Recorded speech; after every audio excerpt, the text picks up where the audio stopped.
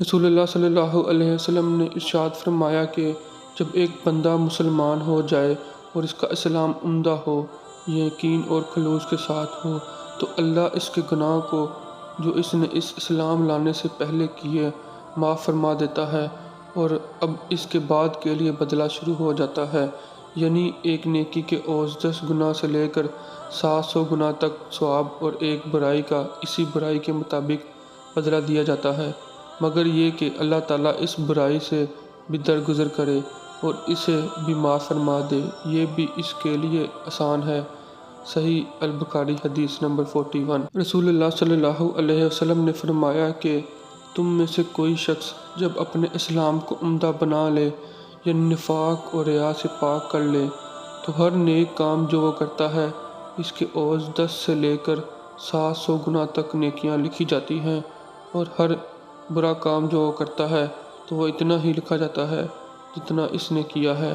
صحیح البخاری حدیث نمبر 42۔ حضرت عائشہ رضی اللہ عنہا فرماتی ہیں کہ رسول اللہ صلی اللہ علیہ وسلم ایک دن ان کے پاس آئے۔ اس وقت ایک عورت میرے پاس بیٹھی تھی۔ آپ نے دریافت کیا یہ کون ہے؟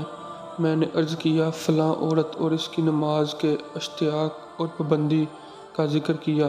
آپ صلی اللہ علیہ وسلم نے فرمایا ٹھہر جاؤ، سن لو کہ تم پر اتنا ہی عمل واجب ہے جتنے عمل کی تمہارے اندر طاقت ہے۔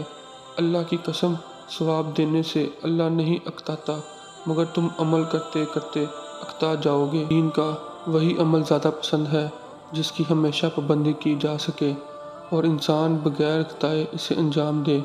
صحیح البخاری حدیث نمبر 43۔ آپ صلی اللہ علیہ وسلم نے فرمایا جس شخص نے لا الہ الا اللہ کہہ لیا اور اس کے دل میں جو برابر بھی ایمان ہے، تو وہ ایک نہ ایک دن دوزخ سے ضرور نکلے گا، اور دوزخ سے وہ شخص بھی ضرور نکلے گا جس نے کلمہ پڑھا اور اس کے دل میں گیہوں کے دانہ برابر خیر ہے، اور دوزخ سے وہ بھی نکلے گا جس نے کلمہ پڑھا اور اس کے دل میں ایک ذرہ برابر بھی خیر ہے۔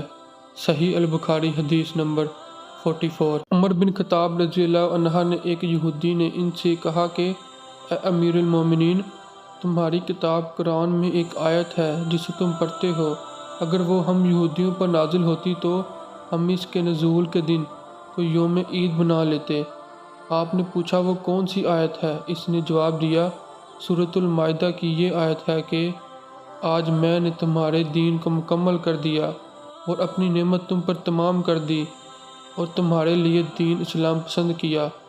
عمر رضی اللہ عنہ نے فرمایا کہ ہم اس دن اور اس مقام کو خوب جانتے ہیں جب یہ آیت رسول اللہ صلی اللہ علیہ وسلم پر نازل ہوئی۔ اس وقت آپ صلی اللہ علیہ وسلم عرفات میں جمعہ کے دن کھڑے ہوئے تھے۔ صحیح البخاری حدیث نمبر 45۔ نجد والوں میں ایک شخص نبی کریم صلی اللہ علیہ وسلم کے پاس آیا، سر پریشان، یعنی بال بکھرے ہوئے تھے۔ ہم اس کی آواز کی بنبناہٹ سنتے تھے اور ہم سمجھ نہیں پا رہے تھے کہ وہ کیا کہہ رہا ہے، یہاں تک کہ وہ نزدیک آن پہنچا۔ جب معلوم ہوا کہ وہ اسلام کے بارے میں پوچھ رہا ہے، نبی کریم صلی اللہ علیہ وسلم نے فرمایا کہ اسلام دن رات میں 5 نمازیں پڑھنا ہے۔ اس نے کہا بس اس کے سوا تو اور کوئی نماز مجھ پر نہیں۔ آپ صلی اللہ علیہ وسلم نے فرمایا نہیں، مگر تو نفل پڑھے تو اور بات ہے۔ نبی کریم صلی اللہ علیہ وسلم نے فرمایا اور رمضان کے روزے رکھنا۔ اس نے کہا اور تو کوئی روزہ مجھ پر نہیں ہے۔ آپ صلی اللہ علیہ وسلم نے فرمایا نہیں، مگر تو نفل روزے رکھے تو اور بات ہے۔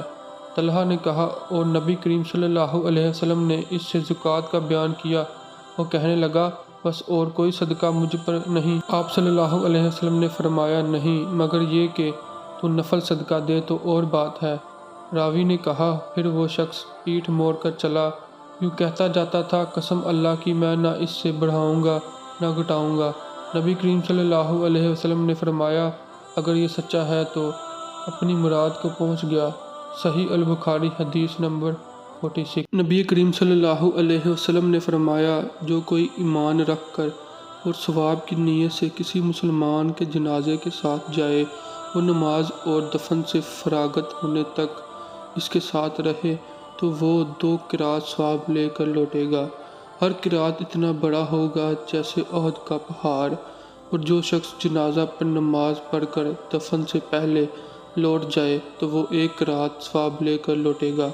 صحیح البخاری حدیث نمبر 47۔ نبی کریم صلی اللہ علیہ وسلم نے فرمایا کہ مسلمان کو گالی دینے سے آدمی فاسق ہو جاتا ہے اور مسلمان سے لڑنا کفر ہے۔ صحیح البخاری حدیث نمبر 48۔ نبی کریم صلی اللہ علیہ وسلم اپنے حجرے سے نکلے لوگوں کو شب قدر بتانا چاہتے تھے۔ وہ کون سی رات ہے؟ اتنے میں 2 مسلمان آپس میں لڑ پڑے۔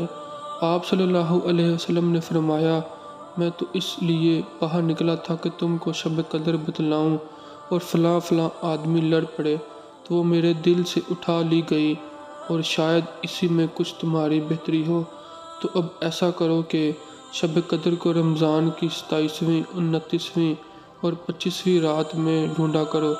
صحیح البخاری حدیث نمبر 49۔ ایک دن نبی کریم صلی اللہ علیہ وسلم لوگوں میں تشریف فرما تھے کہ آپ کے پاس ایک شخص آیا اور پوچھنے لگا کہ ایمان کسے کہتے ہیں؟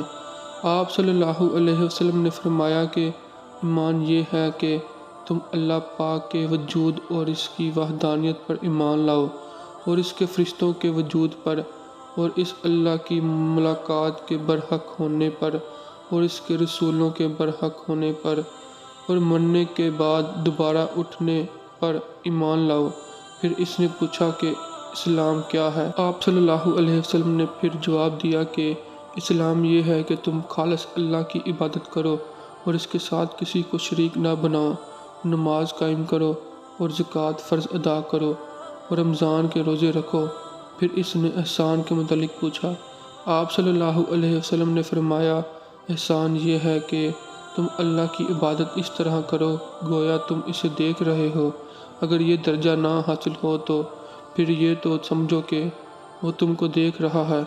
پھر اس نے پوچھا کہ قیامت کب آئے گی؟ آپ صلی اللہ علیہ وسلم نے فرمایا کہ اس کے بارے میں جواب دینے والا پوچھنے والے سے کچھ زیادہ نہیں جانتا، البتہ میں تمہیں اس کی نشانیاں بتلا سکتا ہوں۔ وہ یہ ہے کہ جب لونڈی اپنے آقا کو جنے گی، اور جب سیاہ اونٹوں کے چرانے والے دیہاتی لوگ ترقی کرتے کرتے مکانات کی تعمیر میں ایک دوسرے سے بازی لے جانے کی کوشش کریں گے۔ یاد رکھو قیامت کا علم ان 5 چیزوں میں ہے جن کو اللہ کے سوا کوئی نہیں جانتا۔ پھر آپ نے یہ آیت پڑھی کہ اللہ ہی کو قیامت کا علم ہے کہ وہ کب ہوگی، آخر آیات تک۔ پھر وہ پوچھنے والا پیٹھ پھیر کر جانے لگا۔ آپ صلی اللہ علیہ وسلم نے فرمایا کہ اسے واپس بلا کر لاؤ۔ لوگ دوڑ پڑے مگر وہ کہیں نظر نہیں آیا۔ آپ صلی اللہ علیہ وسلم نے فرمایا کہ وہ جبرائیل تھے جو لوگوں کو ان کا دین سکھانے آئے تھے۔